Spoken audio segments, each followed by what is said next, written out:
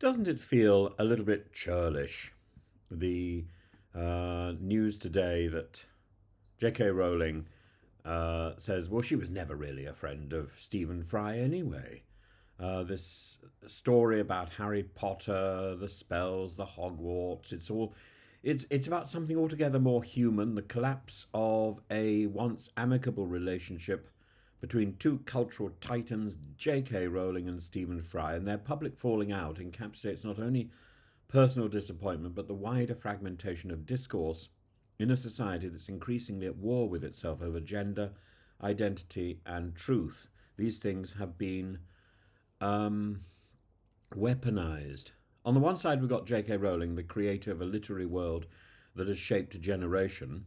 On the other, you've got Sir Stephen Fry, actor, wit, national treasure, and narrator of the Harry Potter audiobooks, and their professional association seemed harmonious, even affectionate. Fry once spoke admiringly of Rowling's intellect and charm. Rowling thanked him publicly and warmly, and now, she says bluntly, it's a great mistake to assume that everyone who claims to have been a friend of mine was ever really considered a friend by me. That cold line, posted on Twitter, was in direct response to Fry's recent claim that she had been radicalised by TERFs and was now, in his words, a lost cause. It's a dramatic severance, but behind it lies something more consequential than wounded pride. This is about the collapse of mutual comprehension in public life. It's also, I think, a collapse fundamentally in kindness, and that's where the whole debate lies. It's about kindness. It shouldn't be either trans people or women. It should be both and. Fry, speaking on the Show People podcast, explained his shift. She's been radicalised, he says, by TERFs perhaps, but also by the vitriol thrown at her. It hardens her. He acknowledged her treatment had been ferocious, but insisted her rhetoric had become cruel and mocking. He lamented her glee over the Supreme Court ruling that defined transgender women as not legally women. He called it crowing. And I would equally agree with Stephen Fry that her photograph of with the cigar was vulgar. It's not civilized to look down on people who have been defeated. You are generous in your success. You are generous in your achievement, uh, and and you are kind to the people who have been defeated, who have been bettered. And I don't think that that sort of language is the language we should be using, and that's really the point. We should be using the language of reaching out and finding a bond and finding uh, some sort of serenity. And that isn't provided by the Supreme Court, and it certainly isn't provided by J.K. Rowling. Fry's intervention is poignant because he once resisted taking sides. He sought to remain a bridge between Rowling and the LGBTQ plus community, but now he can no longer do that. His tone is exhausted, sad, as if mourning the woman he thought he knew, and perhaps he is sad.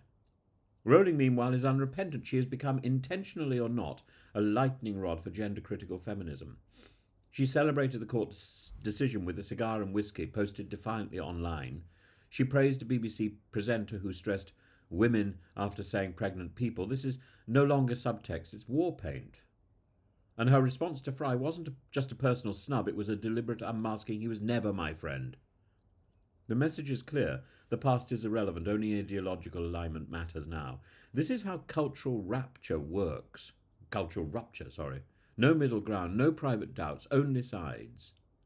And there shouldn't be sides in humanity. We should see each person as a human and as dignified in their own right. So what does this schism mean? It tells us that we're in a cultural moment in which former allies, people who once made art together, laughed together, now speak of one another in terms normally reserved for enemies. Rowling has alienated not only Fry, but Radcliffe, Watson, and Grint, her own cast, the very voices that gave her creation life, and actually greatly improved her text. Fry's call is not without nuance. He cautions against social media mobbing, and rightly so. But he also insists, again rightly, that trans people are under siege, and he speaks of bullying, suicide, and anguish. This is where Rowling's camp falters. It is in asserting the primacy of biological sex. She dismisses the suffering of others. And in a moral debate, tone matters. If you sound triumphant when others are in pain, You may win the argument, but you lose the room. It's not merely a celebrity spat, therefore, it's the crystallization of our broken discord. Two intelligent, eloquent people, both capable of compassion and wit, now both reduced to exchanging accusations online like estranged cousins at a bitter family wedding. J.K. Rowling insists she never considered Stephen Fry a friend, but that perhaps is the saddest line of all, because once it seemed she did, and there are photos to prove it. And if there is no space for that former warmth, if even the bridges built over books, over laughter, over shared success, must burn in the fire of ideological absolutism, then we are all the poorer. I have never seen J.K. Rowling as a great author.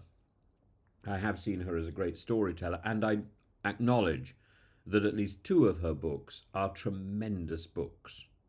The first one and the third one, The Prisoner of Azkaban. In fact, The Prisoner of Azkaban is probably one of the greatest children's books to have been written in the last 25 years. And it eclipses, I think, a lot of the stuff written, for example, by Roald Dahl.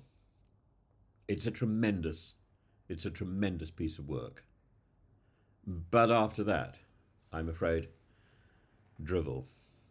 And interesting, and given significant second life by the films, which got better and better until the last one, which was too long. I couldn't stomach the second part of the last film. In fact, I went to sleep, I think. I have no idea what happens. Maybe someone can tell me.